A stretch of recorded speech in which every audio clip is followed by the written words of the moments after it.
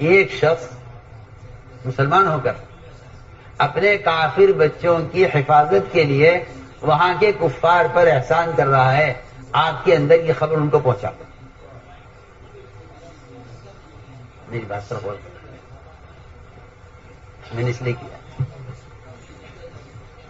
کہ میرا ان پر ایک احسان ہو جائے گا، اس احسان کے بدلے میں وہ میرے بچوں کی حفاظت کر لیں گے کہ بھئی حاتم کے بچوں کی حفاظت کرو، کیونکہ حاتم نے ہمیں اندر کی خبر پہنچائی، ہم پر احسان کیا. سنیا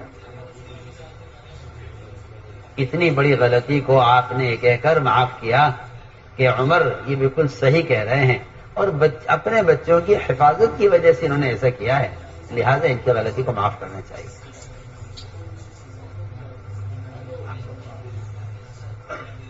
اتنی بڑی غلطی کہ آدمی ایک کافروں کو آپ کی تیاری کی خبر کریں. آپ صلی اللہ علیہ وسلم نے ان کا عذر قبول کیا، فرمایا کہ عمر حاتم ٹھیک کہہ رہے ہیں، حاتم ٹھیک کہہ رہے ہیں. اور یہ فرمایا کہ عمر تمہیں کیا معلوم، اللہ تو کہہ چکے ہیں کہ اے اہل بدر تم جو چاہو کرو، اب تمہارے اوپر تو مغفرت کی مہر لگ چکی ہے، اعملوا ما شئتم قد غفرت لكم. میں کہتا ہوں کہ شاید یہ آخری مثال ہو سکتی ہے سیرت میں کسی کو معاف کرنے کی. اس سے بڑی مجھے کو غلطی ملی نہیں، جو صحابہ چوک ہوئی ہے اس سے بڑی وہ غلطی نہیں. لیکن وجہ معلوم کیا، وجہ معلوم کرو. ایک آدمی سے غلطی ہوئی ہے، وجہ تو معلوم کرو کیوں ہوئی ہے. تو میں نے پہلی بات کی کہ اس بے اصولیاں ہوں گی ساتھیوں سے، اس لیے ہمارے یہاں بے اصولیوں پر مواخذہ نہیں ہے، بے اصولی پر مواخذہ نہیں، بلکہ حکم یہ ہے کہ آپ ان سے وجہ معلوم کریں اور ان کی غلطی سے درگزر کریں. فاعف عنہم،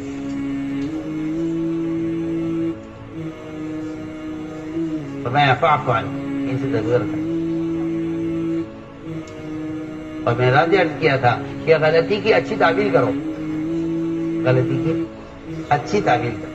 ہاں نہیں، مومن ایسا نہیں کر سکتا، مومن ایسا نہیں کر سکتا، اس نے کیا ہے لیکن آپ کہیں نہیں کر سکتا مومن ایسا. اللہ تعالیٰ ایمان والے کو عیوب ایمان والے پر کھولتے اس لیے ہیں کہ دیکھنا چاہتے ہیں کہ انہیں ان سے اپنوں کی طرح تعلق ہے یا غیروں کی طرح ہے. اگر اپنوں کی طرح تعلق ہے تو ہر آدمی کا مزاج ہوتا ہے کہ وہ اپنی اولاد کا، اپنے بھائی کا اور اپنی بیٹی کا اور اپنی بیوی کے عیب کو چھپاتا ہے. یہ اپنائیت کا تقاضا ہے، اپنائیت کا تقاضا ہے کہ ان کے عیب کو چھپاؤ. لیکن جب افتراق کمال کو پہنچ جاتا ہے اور دل میں مومن کی طرف سے تعصب پیدا ہو جاتا ہے تو وہ حق سمجھتا ہے اس کو کہ اس کے عیب کو کھولا جائے تاکہ اس کو رسوا کیا جائے. اور جو کسی مومن کو رسوا کرنے کا ارادہ کرتا ہے اللہ تعالیٰ اس کی رسوائی کا فیصلہ فرما لیتے ہیں، اگرچہ کچھ مدت کے بعد. تو میں نے عرض کیا کہ یہ ہے اصول. تیسری بات یہ فرمائی کہ اگر آپ کسی کو اصول پر لانا چاہتے ہیں تو آپ اس کے لیے تنہائیوں میں اللہ سے دعائیں کریں، اس کے لیے استغفار کریں. ایک صاحب نے آ کر کہا عمر رضی اللہ تعالیٰ عنہ سے، انہوں نے پوچھا ایک نوجوان تھا ہماری مسجد میں، وہ نظر نہیں آ رہا ہے، کہاں گیا؟ لوگوں نے کہا جی ہمیں بھول جائیے اس کو، وہ بحرین چلا گیا ہے، شراب پینے لگا ہے. بالکل اب وہ آپ کے کام کا نہیں ہے، آپ کے کام کے لائق نہیں ہے. وہ شراب پینے لگا ہے، بحرین چلا گیا ہے. سارے ساتھیوں کو جمع کیا ہے عمر نے اپنے کمرے میں، فرمایا تم سب دعاؤں میں لگ جاؤ. ایک اجتماعی دعا کروائی ایک آدمی کو واپس لانے کے لیے. ایک آدمی کو اجتماعی دعا، سب دعا میں لگ جاؤ. میں سفر دیکھتا ہوں عمر رضی اللہ تعالی نے سب کو دعا میں مشغول کیا. اس آدمی کو خط لکھا اور خط میں نہ کوئی ترغیب، نہ کوئی بیان، نہ کوئی نصیحت، ایک قرآن کی آیت لکھ کر بھیجی. حامیم تنزیل من الرحمن الرحیم، کتاب حامیم تنزیل الکتاب من اللہ العزیز العلیم غافر الذنب وقابل التوب شدید العقاب ذی الطول. یہ آیت لکھ کر گئے. بس اس آیت کا مفہوم یہی تھا کہ اللہ تعالیٰ تو بہت معاف کرنے والے ہیں، اپنے امر میں غالب ہیں، بہت سخت پکڑ کرنے والے ہیں، بہت درگزر کرنے والے ہیں، اور توبہ کو قبول کرنے والے ہیں، اور بہت بخشنے والے ہیں. ادھر ساتھیوں کو دعا میں لگایا اور ادھر خط لکھا. اس خط کے اندر سے بھی قرآن کی آیت تھی. اس نے اس آیت کو پڑھا اور پڑھ کر شراب سے توبہ کی اور فوراً واپس آیا. اس لیے ہم کہا کرتے ہیں کہ دیکھو بھائی، کوئی کتنا بھی کسی کو اختلاف ہو آپ سے، کتنا بھی کسی کو آپ سے اختلاف ہو، مگر کسی اختلاف کرنے والے سے ہمارے دل میں استغنا نہ ہو.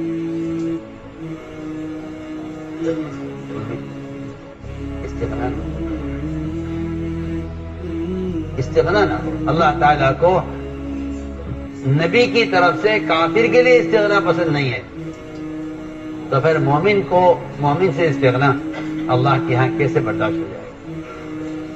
سنیے تو کیا کہنا، کسی کافر سے اللہ کے ہاں استغنا پسند نہیں ہے. آپ صلی اللہ علیہ وسلم نے چند کفار کے لیے بددعا کا ارادہ کیا کہ اللہ فلاں فلاں فلاں فلاں فلاں نام لے کر آپ نے متعین کر کے ان کے لیے بددعا کا ارادہ کیا. اللہ نے فرمایا نبی جی آپ کو اس کا حق نہیں ہے، آپ اپنا کام کیجئے، ہم جانتے ہیں ظالم کون ہے. ہم چاہے انہیں ہدایت دے کر معاف کریں، چاہے انہیں کفر پر رکھ کر عذاب دیں، ہمارا کام ہے، ہم جانتے ہیں کہ ظالم، آپ کو اس کا حق نہیں ہے. اللہ کی شان جن لوگوں کے لیے آپ صلی اللہ علیہ وسلم نے بددعا کا ارادہ کیا تھا، اللہ نے چن چن کر ان کو ہدایت دی اور ان سب کو آپ کا معاون بنایا. آپ نے چن چن کر بددعا کا ارادہ کیا تھا، اللہ نے انہیں کو چن چن کر ہدایت دی. یہ تو اصولی بات ہے کہ جن غیروں کی طرف سے نبی پر یا صحابہ پر جن اغیار کی طرف سے حالات آتے ہیں، ان حالات پر صبر کرنا ان کی ہدایت کا ذریعہ بنتا ہے. ان کی ہدایت یہ اصولی بات ہے. ہم نے عرض کیا کہ اللہ تعالیٰ کو استغنا پسند نہیں ہے. بہت سے کام کرنے والے ایسے ہیں کہ حالات یا غلط فہمی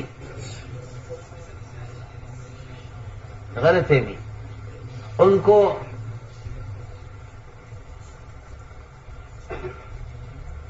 یعنی ایسی غلط سوچ میں یا ایسے ماحول میں پہنچا دیتی ہے. جیسے میں نے کل آپ کو تفصیلی واقعات کیا تھا،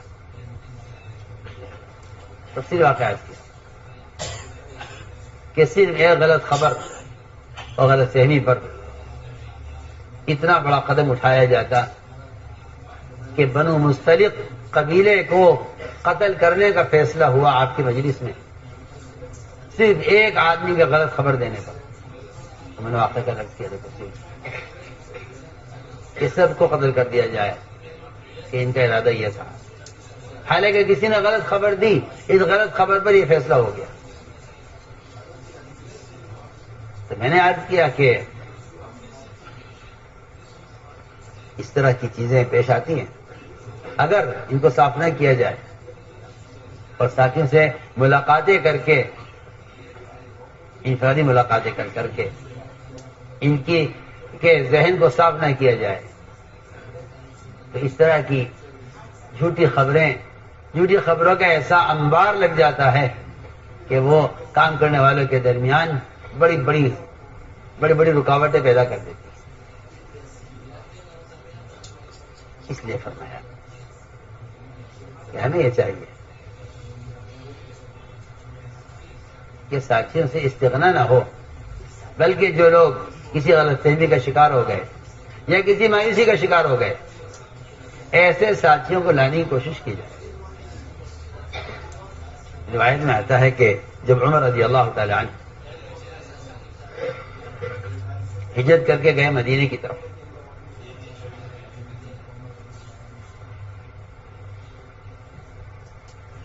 ان کے ساتھ 2 آدمی اور تھے، ہجرت کی،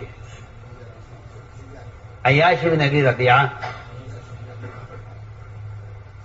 حضرت عمر کے ساتھ ہجرت کر کے مدینہ پہنچ گئے۔ ادھر کفار کو پتہ چلا کہ عیاش بن ابی ربیعہ یہ بھی مدینہ چلے گئے، تو ابو جہل نے باقاعدہ صبر کیا اس کے لیے مدینے کا۔ ابو جہل اور حارث بن ہشام یہ دونوں مدینے پہنچے اور جا کر سمجھایا عیاش بن ابی ربیعہ کو، اور اس کو یہاں سے ہٹانے کے لیے اور واپس مکہ مکرمہ لے جانے کے لیے ان کے سامنے ان کے گھریلو مسائل ان کے سامنے رکھے۔ کیا عیاش تمہاری ماں نے قسم کھائی ہے جب تک تمہیں نہیں دیکھ لے گی وہ سر میں کنگھی نہیں کرے گی، اور وہ مکے کی سخت گرم چٹانوں پر اور دھوپ میں بیٹھی ہوئی ہے، وہ مر جائے گی گرمی سے اور مر جائے گی، اس کے سر میں جوئیں کاٹیں گی۔ عیاش تم واپس چلو، ماں کو قسم سے بری کرو۔ عیاش گھر کے حالات سن کر پریشان ہو گئے اور یہ فیصلہ کیا کہ مجھے واپس جانا چاہیے۔ اور عمر نے فرمایا عیاش ہرگز واپس مت جانا، یہ دونوں تمہیں فتنے میں ڈالنے کے لیے آئے ہیں، تمہیں مدینہ منورہ کی اس مرکزیت سے ہٹا کر تمہیں وہاں کفر کے ماحول میں لے جانا چاہتے ہیں تاکہ تم دین سے پھر جاؤ۔ عیاش نے کہا کہ عمر میں کیا کروں، میری ماں کا بھی مسئلہ ہے اور میں تو اس وقت جلدی میں آ گیا، میرا مال وہاں رہ گیا ہے، میں مال بھی لیتا آؤں گا اور ماں کو قسم سے بری کرتا ہوں گا، میری ماں ہے وہ مر جائے گی، قسم تو توڑے گی نہیں اور مر جائے گی، میں اس کو قسم سے بری کرتا ہوں۔ حضرت نے فرمایا دیکھ میں تجھے بتاتا ہوں، میں قریش میں سب سے بڑا مالدار ہوں، تو میرا آدھا مال ابھی لے، میرا آدھا مال تو لے مگر تو نہ جا۔ کہا نہیں عمر مال کا مسئلہ نہیں ہے، وہ تو ماں کا مسئلہ ہے، ماں بیچاری پریشان ہے۔ حضرت نے فرمایا دیکھ اگر تُو نے فیصلہ جانے کر لیا ہے تو یہ میری سواری لے جا، وہ تیز دوڑنے والی سواری ہے، اس پر اپنی جان بچا لے۔ وہاں سے نکلے۔ عیاش ابو جہل نے کہا کہ عیاش میری سواری بڑی سست ہے، مجھے اپنے ساتھ سوار کر لو۔ یہ ایک بہانہ کر کے ان کی سواری کو روکا اور دونوں نے مل کر عیاش کو رسیوں سے باندھا اور اتنا ستایا ان کو کہ اسلام سے مرتد ہو گئے، چلے گئے۔ علی رضی اللہ تعالیٰ عنہ اپنے قاتل سے کہا کرتے تھے، دیکھتے تھے اپنے قاتل کو اور کہتے تھے میں تجھے اچھی طرح پہچانتا ہوں، تو میرا قاتل ہے، اور اس کو جب بھی وہ سامنے آتا تھا اس کو ہدیہ دیا کرتے تھے علی رضی اللہ عنہ، اور پوچھتے تھے کہ بھائی کیا بات ہے، کیوں دیر کر رہا ہے، جلدی سے کر تاکہ ہم اللہ سے جا ملے۔ علی اپنے قاتل سے کہتے تھے میرا قتل میں دیر کیوں کر رہا، وہ کہتی میں آپ کو کیوں قتل کرتا، کہ نہیں یہ تو طے شدہ بات ہے کہ تم مجھے قتل کرو گے، معلوم ہے میں تمہیں تمہارے باپ، تمہاری ماں، تمہارے نسب کو، تمہارے خاندان، تمہارے گھر کے اعتبار سے بھی میں جانتا ہوں، مجھے معلوم ہے۔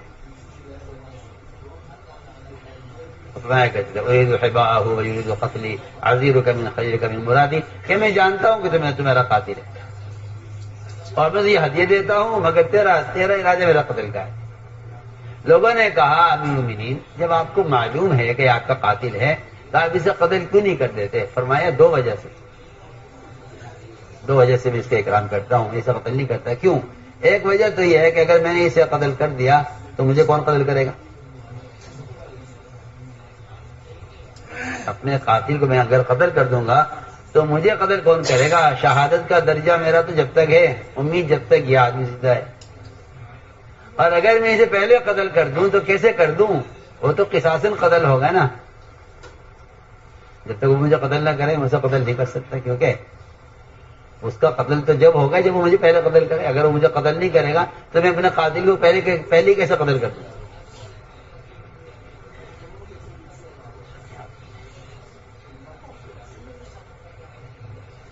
تو میں عرض کر رہا تھا کہ سوال اس کا نہیں ہے کہ لوگ آپ کے بارے میں کیا کہتے ہیں، سوال اس کا ہے کہ آپ کے دشمن کے بارے میں آپ کا اپنا کیا ارادہ ہے۔ جی ہاں، یہ تو کفار اور اغیار کے بارے میں بات ہو رہی ہے. اور ہماری تنویلی اپنے اپنوں کے ساتھ وہ اس درجے تک پہنچ چکی ہے کہ ہم شکل دے کر کہتے ہیں آدمی ہمارا نہیں. حضرت مقداد رضی اللہ تعالی عنہ نے جماعت میں نکل کر ایک آدمی کے بارے میں یہ کہہ دیا، وہ اپنی بکریوں کا ریوڑ لے کر جا رہا تھا، ارادہ کیا کہ یہ شاید مشرک ہے، اس کی بکری کے ریوڑ پر حملہ کیا جائے اور اسے قتل کر کے ان بکریوں کو مال غنیمت بنایا جائے. اس کو دیکھ کر جیسے اس کی طرف بڑھے تو اس ریوڑ کے چرواہے نے، بکریوں کے چرواہے نے کہا السلام علیکم. کیا کہا اس نے؟ السلام علیکم. مقداد نے کہا اچھا یہ اپنے ریوڑ کو بچانے کے لیے، اپنی جان بچانے کے لیے سلام کر کے بتانا چاہتا ہے کہ میں مسلمان ہوں.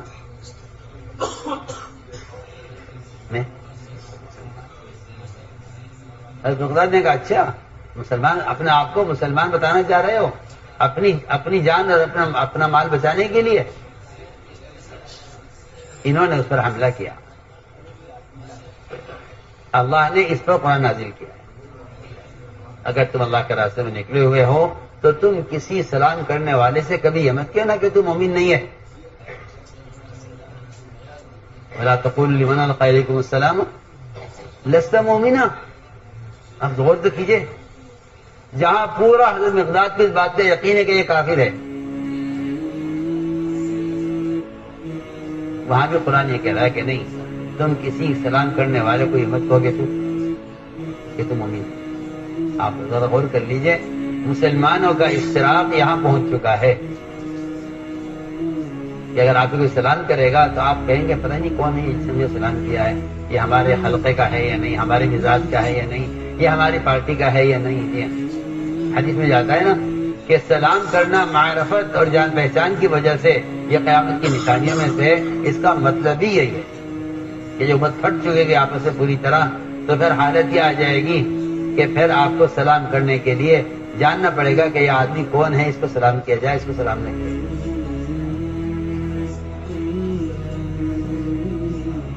میں نے ایک بات عرض کی ہے کہ ہمیں ملتا ہے اس سے کہ آپ صلی اللہ علیہ وسلم نے اگر کسی سے اس طرح کی غلطیاں ہوئی تو آپ نے کیا معاملہ کیا ان کے ساتھ؟ چنانچہ حضرت حاطب نے سے جو غلطی ہوئی اور کفار مکہ کو انہوں نے آپ کے حملے کی اطلاع کی، وقت کھلا، حضرت نے فرمایا اجازت دیجیے میں اس منافق کو قتل کرتا. فرمایا عمر تم اسے قتل کیسے کر سکتے؟ یہ بدری صحابی ہیں اور اللہ اہل بدر کے بارے میں کہہ چکے ہیں کہ اہل بدر تم جو چاہو کرو، اللہ تمہیں معاف کر چکے. آپ سوچئے تو صحیح، ایک آدمی آپ کے ساتھ رہ کر کفار کو آپ کی مخبری کر رہا ہے.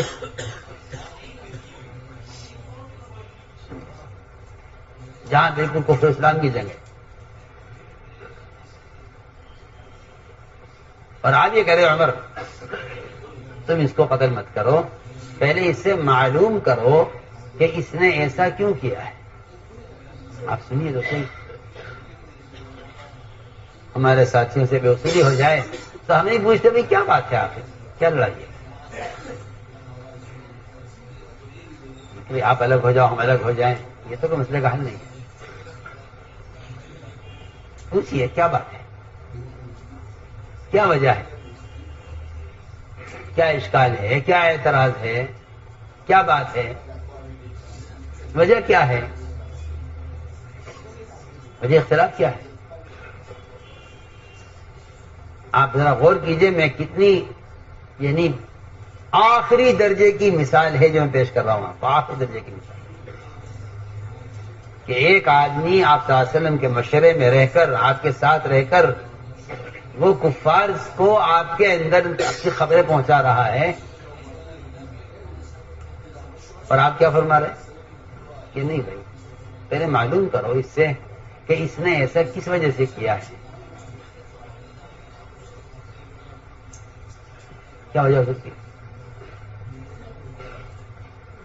حضرت میں نے ایسے اجازت دیجیے میں اسے قتل کرتا ہوں، پوچھو. یہاں تو آگے کوئی پوچھتا بھی نہیں تھی کہ آخر کیا وجہ ہے آپ سے غلطی ہوئی ہے، کس وجہ سے ہوئی ہے. میں تیسری مثال دے رہا ہوں کہ ایک عبادت کی میں نے مثال دی ہے نماز کے بارے میں، اور ایک مسجد کے پیشاب کی مثال دی ہے، اور یہ تیسری مثال دعوت کے میدان میں کام کرنے والا.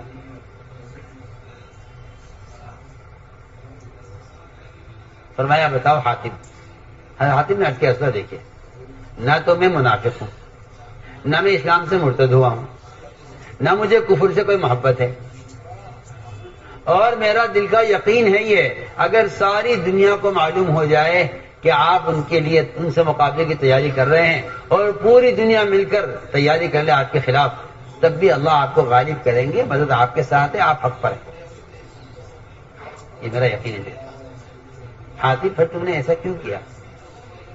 عرض کیا یہ میری ایک کمزوری ہے اندر کی کہ میرے بچے وہاں رہتے ہیں اور آپ سب قریشی لوگ ہیں، آپ کے وہاں تعلقات ہیں، آپ کی جان پہچان ہے، آپ کے اعزاء اقارب وہاں موجود ہیں، آپ کے ساتھ جتنے لوگ جائیں گے وہ ان کے تعلق کی وجہ سے ان کی حفاظت کر لیں گے. میرا وہاں کوئی رشتہ دار نہیں ہے، میری وہاں کوئی جان پہچان نہیں ہے، مجھے وہاں کوئی جانتا نہیں ہے، میرے بچے وہاں رہتے ہیں. میں نے کافروں پر احسان کیا ہے یہ تاکہ وہ اس احسان کے بدلے میرے بچوں کی حفاظت کر لیں. آپ تو حملہ کریں گے، مجھے معلوم ہے.